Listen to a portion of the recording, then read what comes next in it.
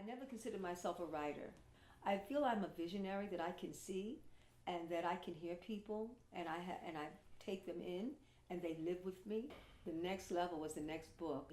So the same publishing house that had picked up the first book, Heal Thyself, they saw a little booklet about 12 pages, a Sacred Woman, on my table. I was teaching Sacred Woman for years. And they said, "Can you make this into a book?" I said, "Absolutely not." I said, "Everything I had to say in Heal Thyself." I would not put myself through that again. There was one whole year of just every day, hours and hours of writing and rewriting. So I thought I said everything I had to say, and they just never let up on me. They kept asking me, "Could you do this? And we'll accommodate you. We'll support you. We'll do whatever's necessary." And then one day I went and got 9 blue candles from a community center, a community house called Asora Set. And I got these blue candles and I put them right in front of me and I lit them all up. And I went and I looked for the pieces of the notes that I have of this book. And I said, maybe I could write this book in maybe a few months. So I thought. 7 years later, I finished the book. It took everything. And that was the biggest shift in terms of writing. I was picked up through a large company, Random House. They picked the book up. And then for 2 years, they sent me 4 editors. It was 28 people that moved through me. The editors, illustrators, a medical doctor studied the book to make sure that it wouldn't harm anyone, lawyers, researchers. It was a lot, photographers.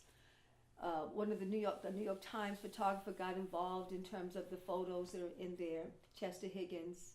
And he took some of the pictures when we went to Kemet, so you'll find them inside of there. When did I get the idea for women? Well, I would always wonder, how come they don't, we're not having a balance of women and men? Well, I'm a woman and men don't really hear women. This is basically a patriarch. And you consider me a matriarch, but really the balance is the matriarchal level where you go masculine and feminine work together. So women are the ones who are coming for the wellness and the healing. So they would come with the questions, and they would come with the suffering, and they would come talking about their families. And I would always ask them, so how are you doing with your mates? How are you doing with your children? Because they are connected. So you cannot heal a woman in a bottle and a balloon. She's connected. So it's the women that would come, and so as a result, they helped me to focus in. I was to think about the whole family. That's the true balance. But I would work with those who would come, and so that's how it became a woman's focus. But it's the first book, the original cover of the first book is Heal Thyself. It was both a woman and a man on it. And actually, Sacred Woman was a woman and a man. And then when I went to the publishing house, they said, well, we want you to have a woman's book. So it became a woman's book. But Sacred Woman really was for the sacred man and the sacred woman. So they would support and lift my work up if I did that, if I focused on women. What is the Sacred Woman Village? It is a global village. It's not on a block. It's not in a neighborhood.